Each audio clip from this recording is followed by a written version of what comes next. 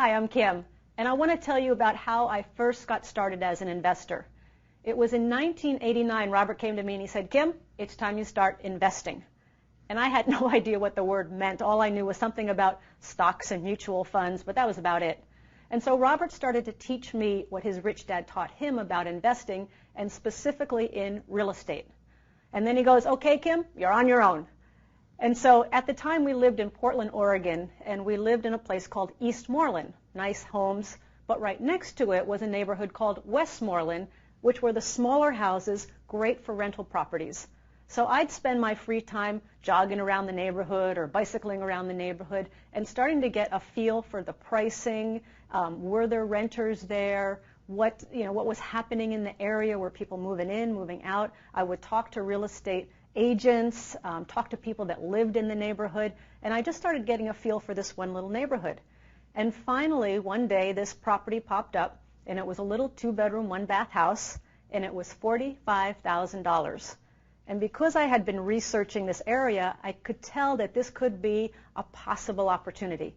So I knocked on the door, met with the agent, and I signed the offer saying, I'm offering this much money, and that gives me time to then figure out how I'm going to fund it, because I needed $5,000 as a down payment, which I didn't have.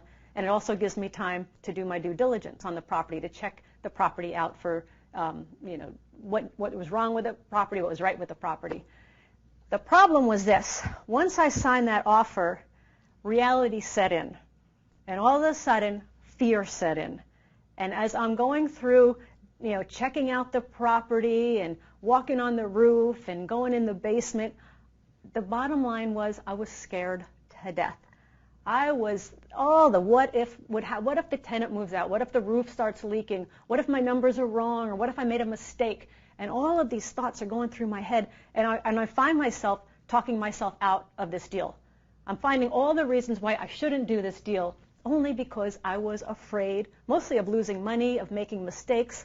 And I've now come to learn that talking to so many first-time investors, that fear is really, really common. It's actually quite normal, because as you're starting out, there's so many unknowns and so many unexpected things that might come up, that knowing that if I had known that ahead of time, it would have been a lot easier. But I really had to face that fear.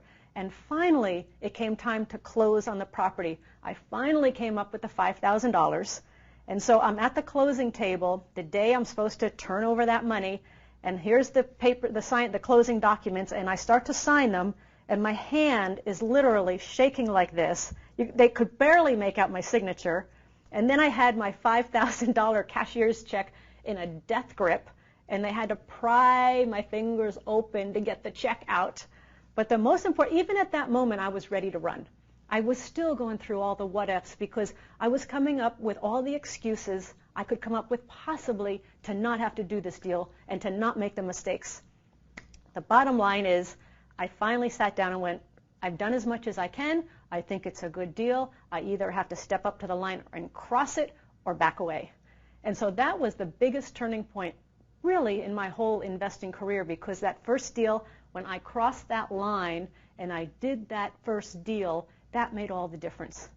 Because at that point, that one little 2-bedroom house, all of a sudden I started to become an investor.